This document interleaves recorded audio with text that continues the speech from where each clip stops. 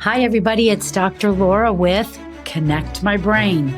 Thanks for tuning in for the podcast. This is a very special time of the year. Now, of course, it always depends on when you're listening to it, but it's actually the last day of August 2025, and the kids are going back to school. Some of them have already been back in school a couple of weeks. And I mentioned in a truth bomb, make sure you check out those truth bombs on YouTube. But wow, we have really shortened up summer vacation. And it really is a big deal because when I was young and went to school, we had at least 3 solid months before we went back to school. A great period of time for a child to have a new experience.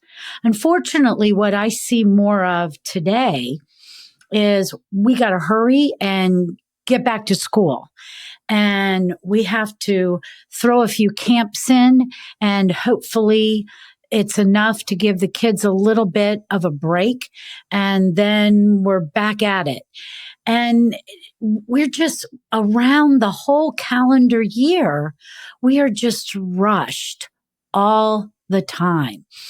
And I'm telling you, it's having an impact.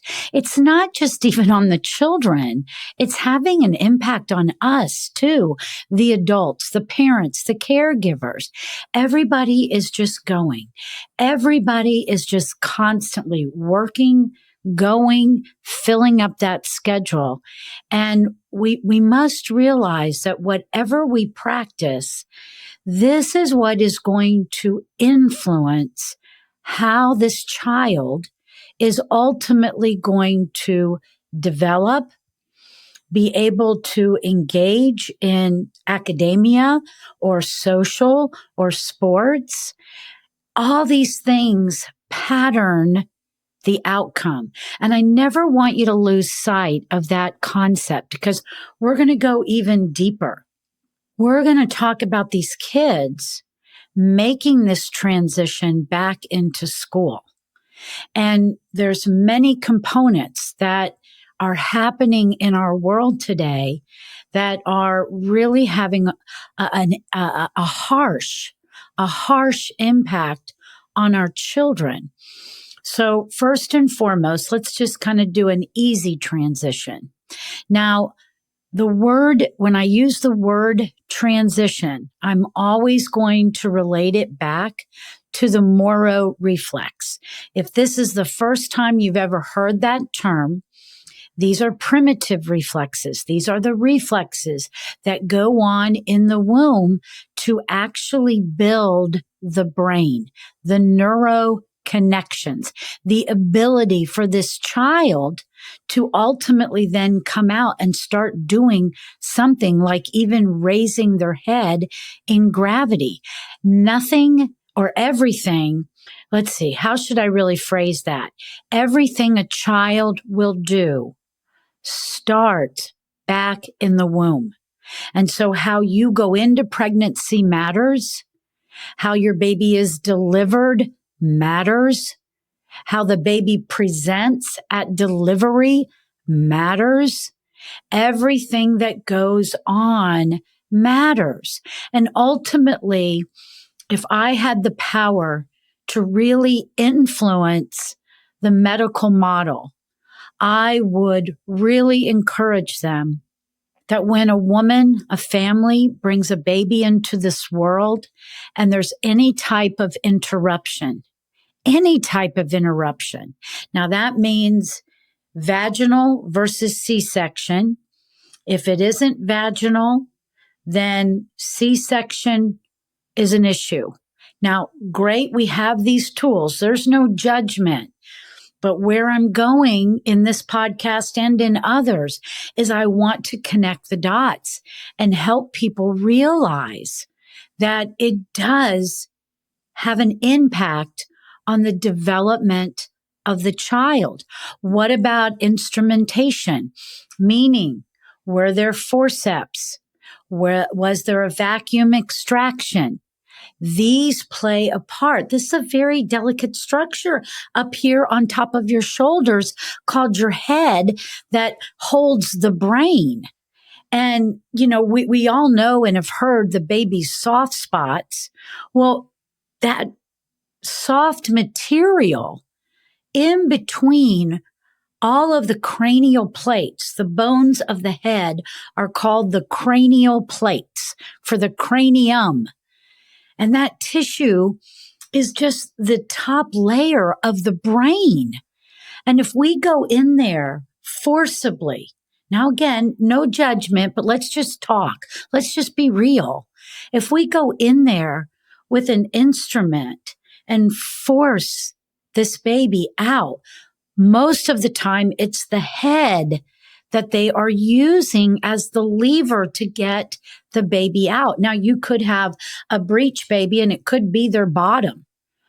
But I've heard from any of the cases that I've seen, and even current ones in the office right now, when instrumentation was used, the baby looked like it had been beaten up because they're tender, they're fragile. So that matters. It matters what goes on that first year. It matters if the cord is wrapped around their neck, their body. All of these things matter. And so that's why it's important in the histories. I just wish in our medical model that when we have these red flags in the history, that somebody says to them, we did what we had to do for the life of mom and the baby. But your baby went through a lot during this pregnancy and delivery. And I really want you to follow up with somebody that does developmental care. And that's me. I do developmental care. I've dedicated my life to this. And I have lots of reasons why. Go back and listen to some of the other podcasts, and I do deep dives on them. But I'm reminding you that what goes on in the life of your child really does matter, especially as they start to embark on the learning process. And that's where we're making a transition. We went from summer. What was summer like? Did you still do lots of things? Were the kids still on devices all the time? What really was the summer like? And now we're making a transition. The word transition goes with that Moro reflex. And Moro is the arousal factor of the child. Are they under aroused or over aroused? You could even put it into the captions of ADD for under aroused and ADHD for over aroused. You could say depressed for under aroused. You could say anxious for being over aroused. Lots of words still follow under those very topics or categories. The second thing that Moro does is it is the balance between oxygen and carbon dioxide, CO2. Okay. So if we are not getting enough oxygen, then we build up CO2, and our brains are very sensitive to this and can elicit a fight or flight, because when you are in the Moro reflex or using that reflex to balance out body chemistry, the very first thing you do is you take a deep breath and a very slow exhale. The third thing that ties to transition and Moro reflex is the sympathetic nervous system. Now, if you've never heard that word before, maybe you've heard the word fight or flight. Fight or flight is the sympathetic nervous system. Okay. It arouses the system. Pay attention. We are not getting enough oxygen. We do not feel safe. We are highly distracted because our peripheral vision, our scanner is on. We just don't feel okay. Ooh, there's a lot in that little sentence. So let's break that down and how it relates to kids transitioning back to school. Does your little one, are they hesitant in going into the classroom? Are they clingy? Are they 180 degrees the opposite? Are they a daredevil? So when we think of actions that children take, and we're trying to figure out the neurology of that, it's not always a revved up state. It can be a very slow down state as well. And that's why it's not a conveyor belt about how you approach this situation. And unfortunately, in our model of healthcare today, it is dominated by what's called the Diagnostic Statistical Manual. If you walk into a medical provider and you tell them a bunch of symptoms, they're going to go and use that manual to see. And, by the time somebody's been practicing, they've got it all in their head anyway, but they're going to funnel it into a diagnosis, into a label. And under that manual, it tells them in this label, this is what you can do for that diagnosis. Well, that's exactly what I see all the time when people do just the traditional model. Let's say my child is having trouble focusing, easily distracted. So then you're going to tell somebody those symptoms. And the very first thing that anybody ever tells a parent in that model is your child has attention deficit. And it is, to me, one of the most misrepresented diagnoses that is hitting our children. Another one is emotional dysregulation.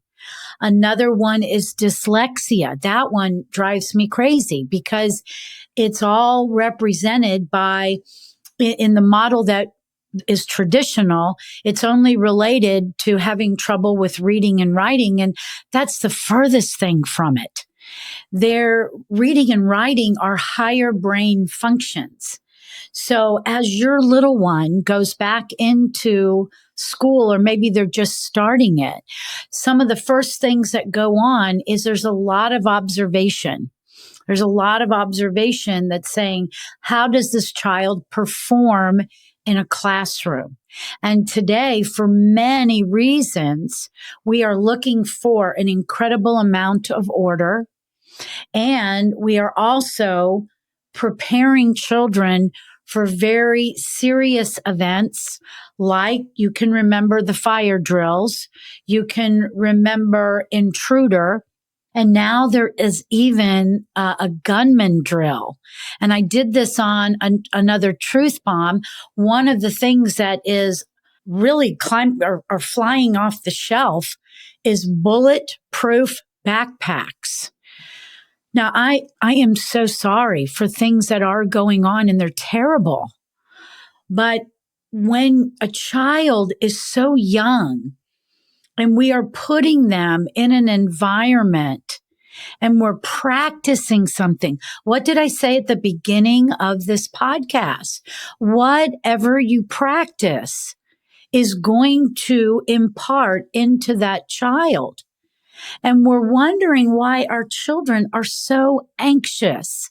Now, on the other side of the coin, I guarantee you we have to have safety. There's no question. And things that are going on today are terrible. And what just happened in Minnesota is terrible. And we have to find better ways to not allow people from the outside to enter into the schools. But we must be aware of the impact if we are calling these things intruder drills, gunman drills. Children are actually expecting that to happen because you're practicing it and you're talking about it. And it is going to create an unbelievable amount of anxiety and worry. Now, let's just I've used a lot of terms. Okay. And I guarantee you, every single one of those terms, there's a podcast. Go over to my podcast, go into the search bar, put dyslexia, put ADD, put ADHD, and you will have a podcast on it. Put primitive reflexes in there. You're going to have a podcast on it. I think I'm close, maybe 150 to 160, 65 podcasts. There is so much information out there that I'm trying to provide to parents, to teachers, to therapists, to medical providers.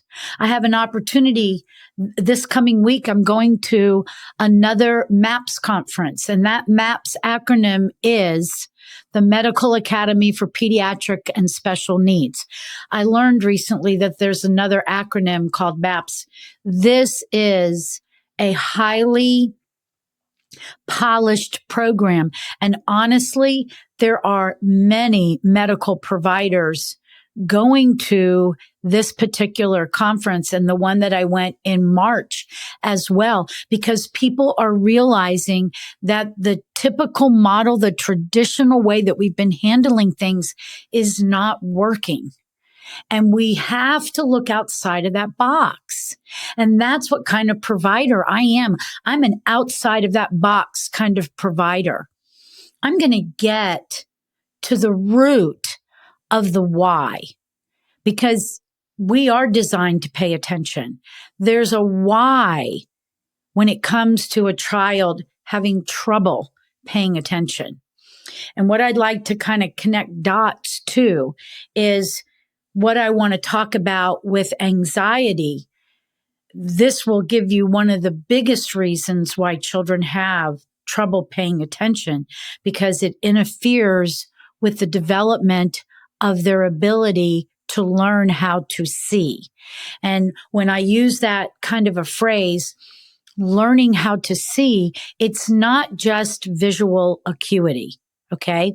Visual acuity is what a traditional optometrist is going to do and ask you to read the smallest line of print and then make a prescription so that you can see it better. Well, guess what? That's 6% of your vision. Your peripheral vision is 94%. And that peripheral vision is literally tied to the earliest set of reflexes called the withdrawal reflexes. Again, it occurs in the womb. It's our first defense system. We learn how to survive before we learn how to thrive and go towards. And it's going to impact the peripheral vision. The peripheral vision goes from the central vision directly in front of you and then all the way around behind your ears. And I'm so excited because there is a whole group of ophthalmologic professionals that are really trying to educate this profession that there's more to seeing than just putting glasses on somebody. It's part of the developmental sequence. And when I get a child in here, and it's always part of my assessment, I'm not an optometrist, but the eyes are so important. It's the only piece of neurology outside of your skull. But the visual cortex, where you put all this information together, is in the back of the brain. And therefore, it's got to go all the way through the brain. So it influences how the brain is going to work. It's going to influence how the brain is going to develop. And that's the idea. We've got to get out of these traditional models. We've been around in this, and we're at an absolute epidemic of children that are not thriving, and they need help. And we need to give them something else.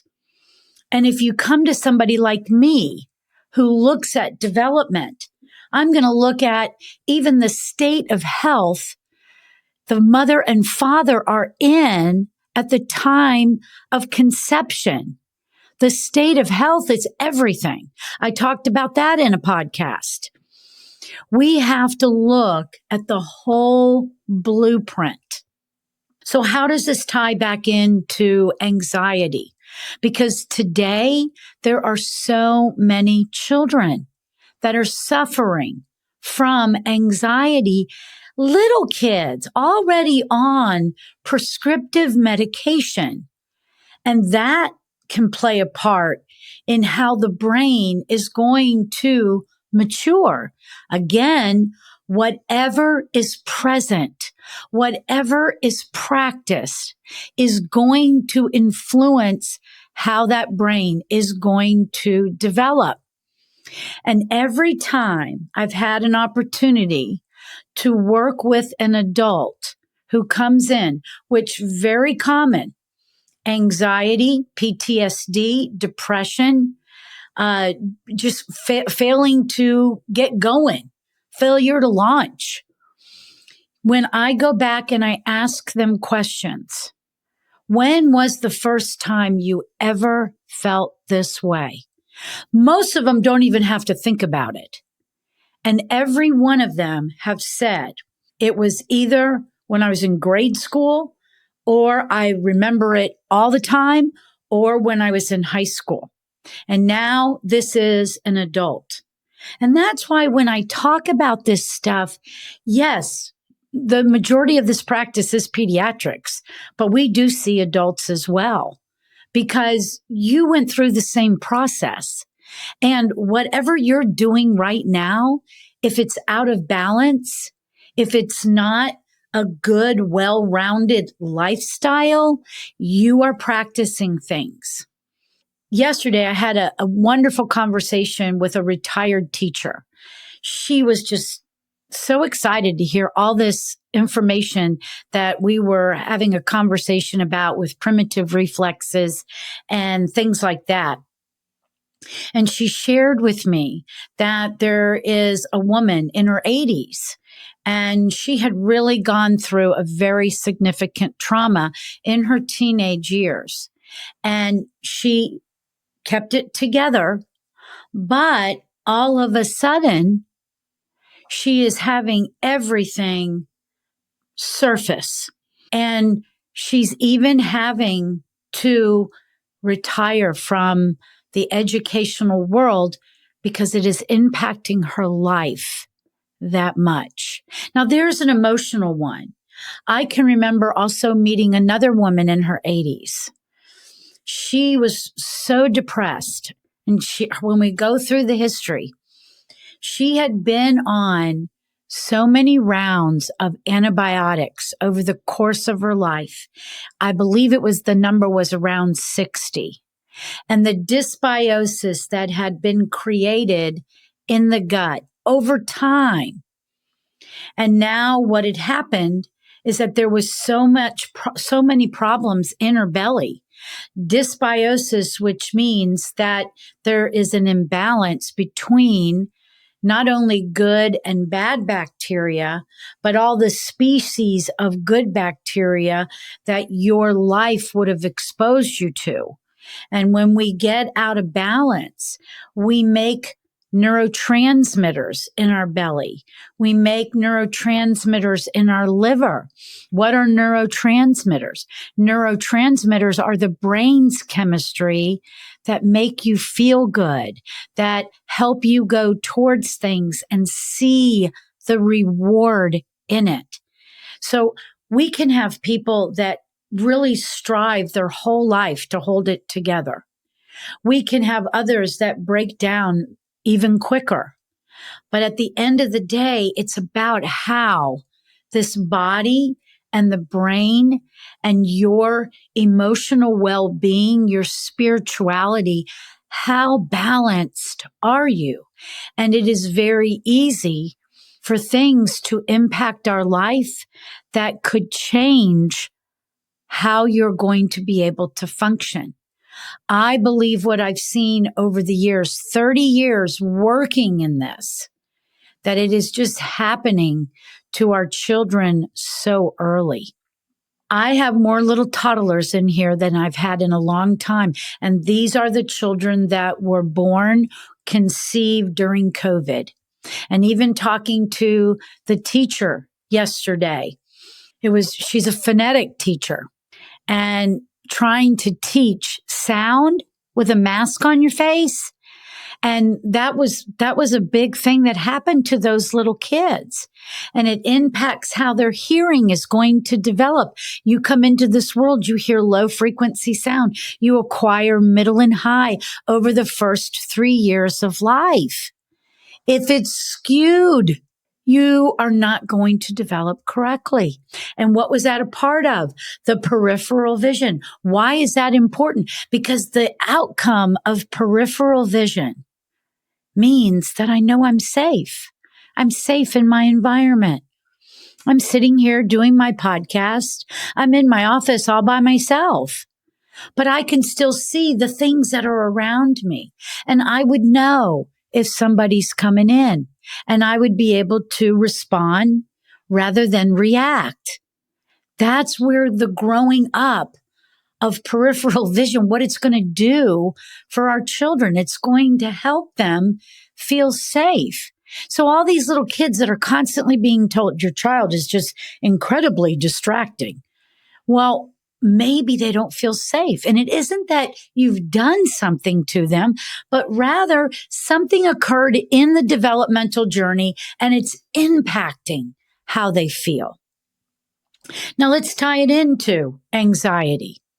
So if you have an event in your life, and it can be subconscious and conscious, so you may not have known about it, but it could still impact your well-being. Okay.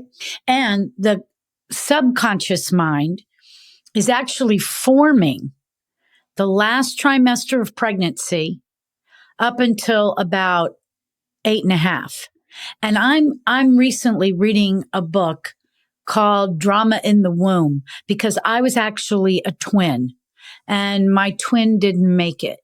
But I can tell you with 100% certainty that there was somebody else that was supposed to be walking this life with me. And so I've always been very curious about it. And now that I'm reading this book, I believe that the subconscious mind just really begins the minute life begins. And that's when the egg and sperm come together. And you can actually see some videos on this and I'll try to find one and we'll put it in the show notes, that they have actually seen. I'm going to say that it's the light of Christ, that the minute the egg and sperm come together, there's a light. There's the light into the life of that baby. I just think that's just incredible. So we have an event. And here's where I can tie it into myself personally too. When I used to talk about my twin, and because I am single and I would prefer not to be, but I am. And, but I used to cry. I used to cry every time I would talk about them. And I don't cry anymore. That's why I'm a life learner. I love to learn and I love to then put the sense to it. And I know there's a bigger purpose and God is revealing those things to me. And I feel very blessed by that. But whenever I did talk about her and I would cry, that's actually PTSD. So when we talk about PTSD, we only want to think about military, but that's the way that they figured it out. So the military on the defense line, guns and bombs, and having to get all that adrenaline surge and fight for your survival. That's a big enough event in those individuals' lives, which we should all be incredibly grateful to our freedom. And I am very grateful. but they were impacted. And we can understand that level of intensity of how it would impact a person. And then the individual would get out of the military, come back, and maybe walking down the street and hear a car backfire, but immediately hit the pavement because in their mind, there was an event that the amygdala, which is over on the temporal lobes, the sides of the brain with the hippocampus, the amygdala said threat and coded that threat. And for simplicity, we're just going to call the code ABC. And now when the military person is out walking on the street, out of the Army or whatever military service they were in, and they have some kind of familiar sound. It could be a smell. It could be anything for your senses. And they hit the pavement. The brain had a reaction. And before their frontal lobe could kick in and say, it's just a car backfiring, they reacted because it's been laid down and it was reinforced so many times that it no longer needed the full code in order to have that reaction. It reacted even if it remotely looked like it. Well, the same thing is true for you and me when we have an event go on in our life. Maybe it happened in pregnancy. Maybe it happened during birth. Maybe it happened the first few years of life. Maybe it happened day one of school. I mean, the timing can be any time. It's not always a trauma in the pregnancy or in the birth. It's happening right now. And it gets coded by that amygdala. And anything that remotely looks like it begins to create reaction. And here's the other part. We can't put severity on it for a child. Their library is so small. You and I, we have a lifetime. They're just getting started. They don't have a point of reference. Sometimes they can't even tell you the why. And when a child is still in those very prevalent developmental windows, things are getting laid down. So be sure and watch your school age kids. How are they transitioning into this academic year? What was summer like for them? Did they really get a break? Is everybody still just, using digital stuff all the time? I know it's here. Look, I'm set up on digital, doing my podcast and things like that. And I appreciate the tools to be able to have a platform to educate. But we're missing the mark on our children. Connect My Brain has a wonderful way for you to dip your toe in and get to know us. Maybe you're somewhere else in the world and you're not in Atlanta. Maybe you are in Atlanta and you just say, well, let me learn more. Well, you've got a free podcast to listen to, and there's several. And I have a free app. And that everything about us is called Connect My Brain. So you'll always be able to find us. But we also have what's called the CMB membership. And typically it's $19.99. But if you mention the code September 20, or just put SEPT 2025, you'll automatically get $5 off and you can dip your toe in for $14.99. So what's dipping my toe in? You get to be part of a community. You get lots of different pieces of information, and you also get access to a private podcast. That's where I'll even do a deeper dive on things. In our Facebook private group, it is a private group. You have to be a member, or you have to be an active patient in the office. You have what's called Ask Dr. Laura. And you can ask any question. You can ask it to the community and you can ask it to me. We just did a great dialogue on popcorn and why popcorn is really not the best snack we could be giving our kids. So if you want to learn more about these things, we encourage you go to the website, connectmybrain.com, and check us out. There's a new video on the homepage. You can go under How to Work With Me tab, and that's where you can find our membership. And if you happen to be either a doctor or a therapist or even a teacher and you want to do a deeper dive, be on the lookout because we're going to be launching our professional program called Peds Connection. So we have a lot of tools. We really believe in serving our community, the world, and we invite you to be part. Thanks for tuning in today.